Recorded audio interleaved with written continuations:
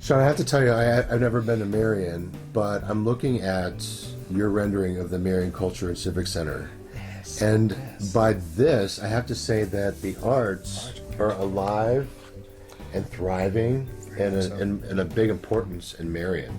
I've been to a lot of small towns. I know the small town I grew up in.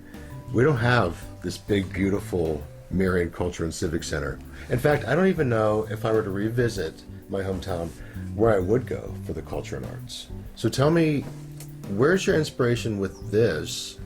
And give me a little bit of background. The arts definitely are alive and have been alive, and that's the reason I do what I do today. So let me jump in. So other than folks like you that have a real passion or a real visceral connection to Marion, what do you think's really responsible for keeping that?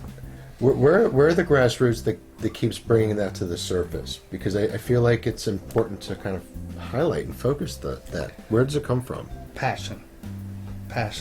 This building originally started off as an Orpheum theater, an old vaudeville type theater. Right. It was to the west, so back here where the building ends, it's set in the corner of the town square. The Orpheum Theater was operated in the 20s, 30s. I think it opened in 24. I could be wrong. And you can still see the Orpheum signs across the country. Yes. And they're still up and going. And when a community has one, that usually the arts moves in. And Okay. so that's what happened after the Orpheum went out. The building sat empty for a while, and there were a few passionate people who were passionate about the arts. Sure. That said, let's not lose this facility. They petitioned the city to buy it for a cultural civic, as the name says, Marion Cultural and Civic Center.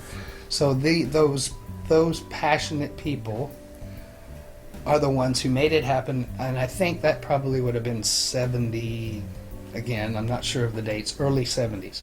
My first experience with the building, when it was in the old theater, the old facility, my first art lesson was in this old building. It was on the second floor. They had a little tiny office, and the stairs were crickety, and they did kind of a turn. And so that was the very first art class that I had in 1977.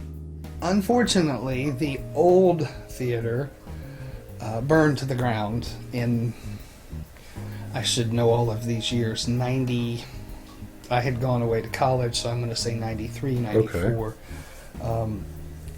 Different conflicting stories as to how it happened, but the end result was the facility was a complete and total loss. The facade of the old building was saved, and they had the foresight, when they had to demolish it, to save that part of the building.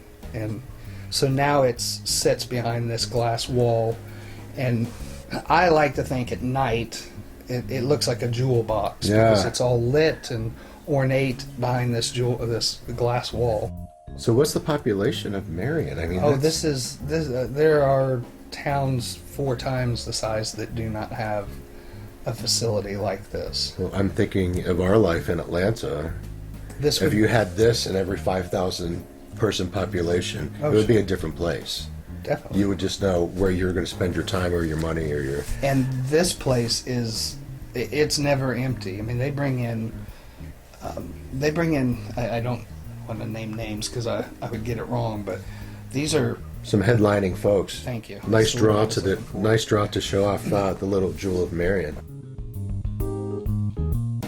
In May, I'll be emceeing their annual lawn social fundraiser with my friend Jared Garrison. I know that some of my best memories of growing up in my town was kind of the same thing, but you saw a sense of community rallying around people in the community, welcoming outsiders in. Mm-hmm. And with that, you had all the social interaction and the theater and the drama and the music and something that allows you to escape every day. Now, our escape every day now is not an escape. It's plugging into the internet and now we look for an escape from that. Right.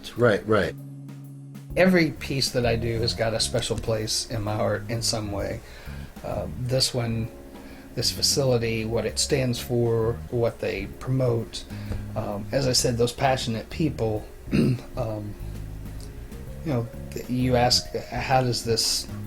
I don't know how you worded it, but you asked me, how does this maintain itself? How does this stay? Yeah, how does this stay alive? And those passionate people gave it to the next generation, gave it to so down to myself, and now generations behind me that have,